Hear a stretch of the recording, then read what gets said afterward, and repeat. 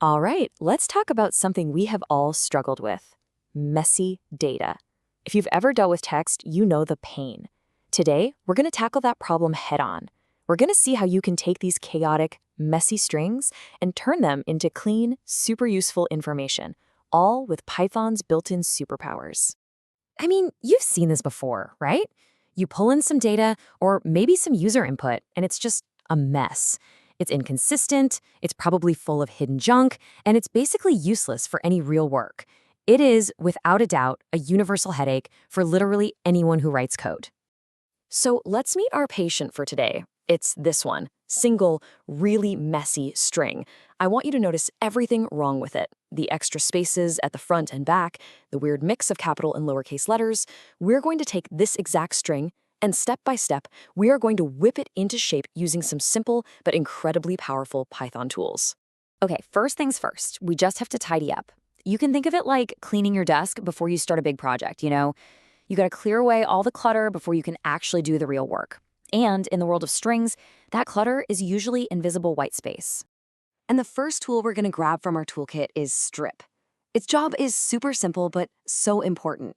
It just finds any extra spaces or tabs at the very beginning or the very end of a string and just gets rid of them.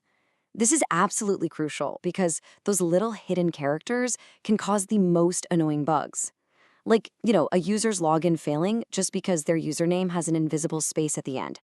And boom! Just like that, with one simple command, our string is already looking so much better. See? Those messy spaces at the beginning and end are totally gone. It might seem like a small change, but man, is it a satisfying first step toward having clean, reliable data. Okay, so the edges are clean now, but let's look at the actual content. The next big problem is inconsistency. That mix of a lowercase hello and an all caps world, that's a huge problem for a computer. We need to normalize the case, which is just a fancy way of saying we need to make it predictable and easy to search. So the standard way to fix this is with the lower method. It does exactly what it sounds like. It just goes through every single character on the string and makes it lowercase. This is how we make sure that we can search for a word or compare it to another one without ever having to worry about capitalization getting in the way. And there we go. Look at that. Our patient string is now completely lowercase. It's consistent, it's clean, and it's finally in a standard format that a program can actually understand and work with.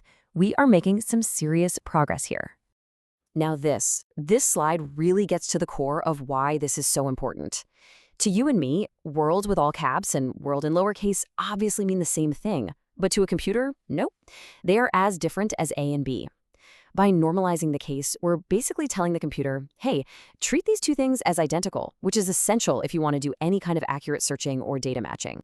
Of course, you can always go the other way. There's also an upper method that turns everything into uppercase. And honestly, it doesn't really matter which one you pick, lower or upper. The only thing that matters is that you're consistent. Just pick one and stick with it for all your data. All right, our string is now clean and normalized, so now we can get a little more precise. We can start making what I like to call surgical strikes. This is where we go from general cleanup to actively transforming the data into exactly what we need it to be. Let me introduce you to the replace method. This is basically your find and replace tool, but for code. You just tell it what little piece of the string you're looking for and then what you want to replace it with. It's absolutely perfect for fixing typos, updating information, you name it. And this shows its power perfectly. We're just taking our clean string, telling it to find the word world, and swap it out with Python. And just like that, we've changed the entire meaning of our data in a really specific, targeted way. But what if you don't want to replace something? What if you want to break the string apart into individual pieces? Well, that is exactly what split was made for. You give it a character to use as a separator. It could be a comma, a space, whatever, and it just chops the string up into a list of smaller strings everywhere it sees that separator. Now look at this transformation.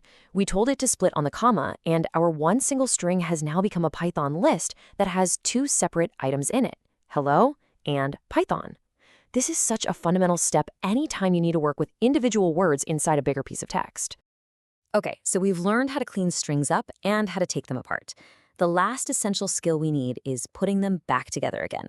This is called concatenation, and trust me, it's something you will do constantly as a programmer. So in Python, that little plus operator isn't just for adding numbers. When you use it with strings, it just sticks them together. It's that simple. As you can see here, we take one string, hello, then we add a space, and then we add the string Python. The result? A brand new combined string.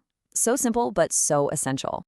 So believe it or not, in just a few minutes, we have built a really solid foundational toolkit for handling pretty much any basic text data problem you're going to run into.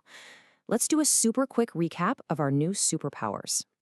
So, we started with strip to clean up those messy edges. Then we used lower or upper to make the case consistent.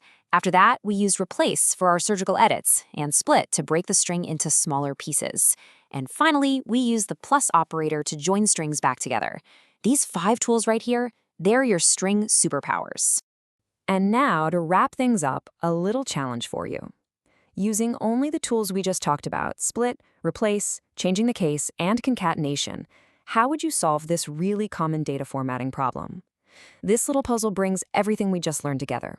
So think it through, because combining these simple tools to solve complex problems, well, that's the key to unlocking the real power of your data.